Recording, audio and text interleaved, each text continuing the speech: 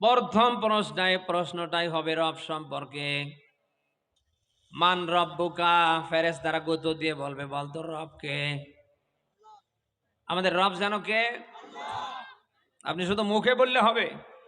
আপনি যদি আল্লাহকে রব বলে মেনে নেন, স্বীকৃতি দেন, অন্তরে বিশ্বাস করেন, এবার রবের বিধান কি ব্যক্তি থেকে একেবারে সর্বোচ্চ জায়গায় বাস্তবায়নের দরকার আছে না নেই?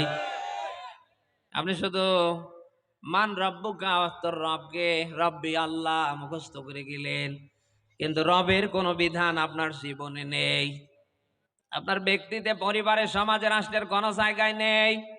ওটা কি করে চলে, কারা চালাতে পারে, ওই চিন্তাটুকুন আপনি করলেন না।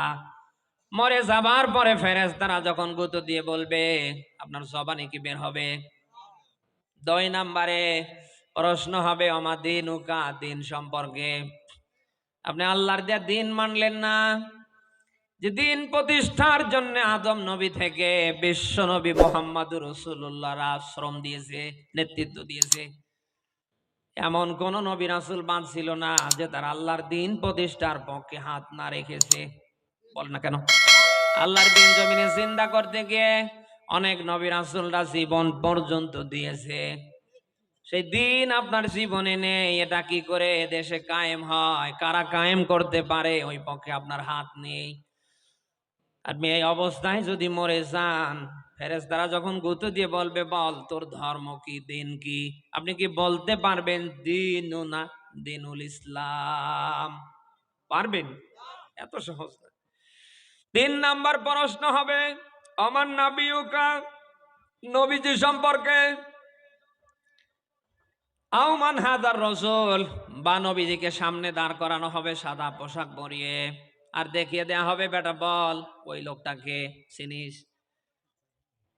আপনি যদি সেই রসুলের জীবন আদর্শ আপনার জীবনে আপনি শতভাগ প্রতিষ্ঠা করেন, রসুল যা করেছে আপনি যদি তা করে যান, রসুলকে একটা নজর দেখার সাথে সাথে বলবেন নাব্বিয়ানা মুহাম্মাদুর রাসূলুল্লাহ।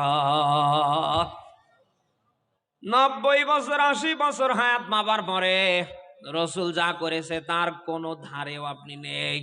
বরং আবু জাহেল, আবু লাহাবের মতো চেষ্টা করলেন কি করে দেশ থেকে আল্লাহর বিধান বিতাড়িত করা যায়, আল্লাহর বিধান যেন কায়েম না হয়। আপনি সর্বাত্মক ওদের মতো প্রচেষ্টা চালালেন। যখন ফেরেশতারা 3 নম্বরে রসুল সম্পর্কে কোশ্চেন করবে, আদৌ কি আপনার মুখ থেকে এটা বের হবে? বলেন বলেন বলেন। অতএব যা করছেন এখনো সময় আছে, ফিরে আসেন। আপনি যদি ঘোষণা দিয়ে ফিরে আসতে পারেন, আল্লাহ এতদিন রাম বামদের দল করেছি, এতদিন এমন এমন মানুষকে আমি মেনেছি যে মানুষ তোমার বিধান বিশ্বাস করেনি, তোমার রসুলের পুরো জীবনী মানেনি, আর না, ওদেরকে আমি ছেড়ে দিয়ে আমি কোরআনের দলের কর্মী হলাম। আপনি যদি ডাইরেক্টলি ঘোষণা দিয়ে আল্লাহর কোরআনের কর্মী হতে পারেন, জীবনে যা করেন অসুবিধা নেই, এই মহান আল্লাহ সব ওমরের মতো মাফ করে দেবে। রসুলের সাহাবী ওমর, এমন কোন মানুষ বাদনি যে তার জীবন কাহিনী না জানে।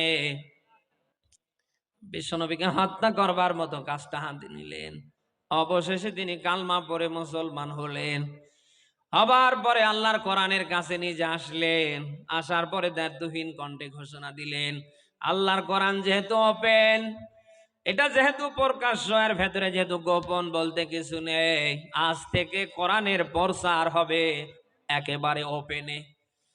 কারোর যদি সাহস থাকে সে যেন আমি ওমরের সামনে এসে বাধা দেয়।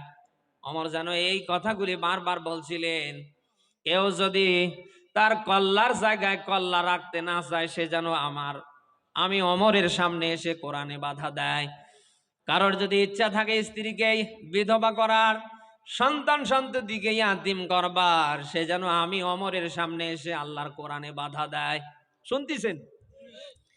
হযরতে ওমর আল্লাহর কোরআনের কাছে যখন ফিরে আসলেন, এটাকে যখন ওপেনে প্রকাশ্যে প্রতিষ্ঠার পক্ষে ওমর দ্ব্যর্থহীন কণ্ঠে ঘোষণা দিলেন, ওমরের জীবনের কোনো গুনাহ আল্লাহ রাখেনি, সব গুনাহ আল্লাহ মাফ করে দিয়েছে।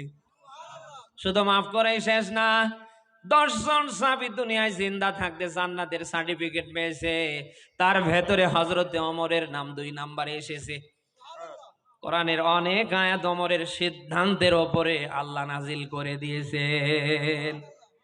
এই আব্দুল্লাহ ইবনে ওবাইর ইন্তেকালের পরে রাসূল নিজে জানাজায় এসে দাঁড়ালেন। তার আগে হযরতে ওমর রাসূলের জামা টেনে ধরেছেন, এ রাসূল আপনি কোথায় যান, কার জানাজা পড়তে যান? আপনি কি জানেন না এই লোকটা মুনাফিক, সর্বাত্মক প্রচেষ্টা চালিয়েছে কোরআন দিয়ে যেন দেশ চালাতে না পারেন। এরপরেও রাসূল মানছেন না। ওমরকে ডাক দিয়ে বললেন, ওমর এখন পর্যন্ত আমার আল্লাহ আমাকে আয়াত নাজিল করে সতর্ক করেননি। হযরতে ওমরের সিদ্ধান্তের উপরে সূরা তাওবার 9 নাম্বার সূরার 10 নাম্বার পারার 19 নাম্বার পৃষ্ঠার প্রথম নাম্বার লাইনের 80 84 দুইটা আয়াত আব্দুল্লাহ ইবনে উবাইর শানে নবীজির উপরে আল্লাহ নাজিল করে দিয়েছে। নবীজি জানাজা নিয়ে দাঁড়িয়ে গেলেন, আল্লাহ তাআলা আয়াত নাজিল করে স্যাংশন দিলেন, ইস্তাগফির লাহুম আও লা তাস্তাগফির লাহুম ইন তাস্তাগফির লাহুম ৭০ মাররা। হে নবী এর জন্য ক্ষমা প্রার্থনা করাও জানা করাও তা, এর জন্য একবার নয় দুইবার নয়, আপনি যদি ৭০ বারেরও বেশি বার আমার কাছে হাত উঠান কাজ হবে না। নবীজির মন যেন কোনোভাবেই মানছে না। এরপরে আল্লাহ আর একটা আয়াত নাজিল করে নবীজিকে একেবারে জানাজার নামাজ পর্যন্ত, কবরে দাঁড়া পর্যন্ত আল্লাহ বন্ধ করে দিলেন।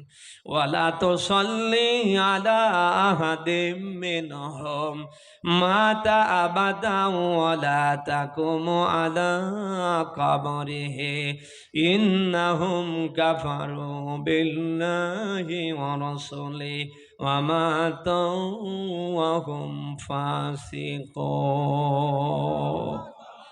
আল্লাহু আকবার। আল্লাহ তাআলা বললেন, হে নবী ওর কবরের পাশে আপনি দাঁড়াবেন না, ওর জানাজার নামাজ আপনি পড়বেন না, কারণ ওটা মরে গিয়েছে নাফরমান বদখত বেঈমান অবস্থায়। ওমরের কত সম্মান কত মর্যাদা আল্লাহ বাড়িয়ে দিলেন শুধু কোরআনের কাছে ফিরে আসার কারণে। আপনি দুনিয়ায় জিন্দা থাকতে সেই কোরআনের দিকে যদি ফিরে আসতে না পারেন, কোরআনের পক্ষে যদি কাজ করতে না পারেন, কোরআনের দলের যদি কর্মী হতে না পারেন, আপনার মতো হতভাগা কপাল পোড়া আর কেউ আছে বলে আমার মনে হয় না। পৃথিবীতে দল দুইটা, একটা কার আর একটা কার যেন বলেন? শয়তানের দল সফল হয়নি, কিয়ামত পর্যন্ত হবে না। আর আল্লাহর দল সফল হয়েছে, কিয়ামত পর্যন্ত। বলেন বলেন বলেন। সূরা সাফফাতের 173 নাম্বার আয়াতে পাবেন। আপনাদের কষ্ট হচ্ছে মনে হয়। আল্লাহ পাক বলেন, ওয়াইন্না সুদানা লাহুমুল গালিবুন। আল্লাহ বলেন আমার দলের কর্মী যারা, বাহিনী যারা, সৈন্য যারা, তারা বিজয়ী। কে বলছেন? আমি কি এটা বানালাম?